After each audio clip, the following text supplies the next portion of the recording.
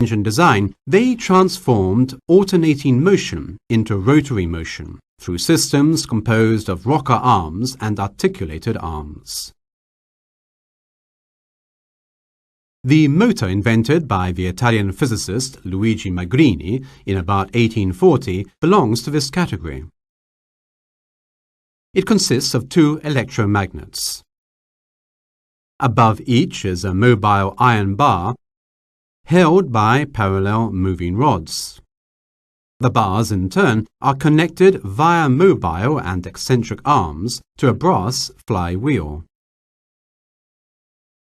When the current from a battery flows through one of the electromagnets, the bar near the magnet is attracted to it, transmitting its motion to the flywheel. As soon as the distance between the bar and the electromagnet reaches minimum, the electromagnet is automatically disabled.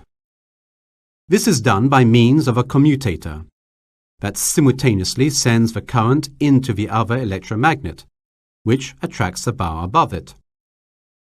And the cycle goes on, transforming the alternating horizontal motion of the moving bars into a continuous rotation of a flywheel.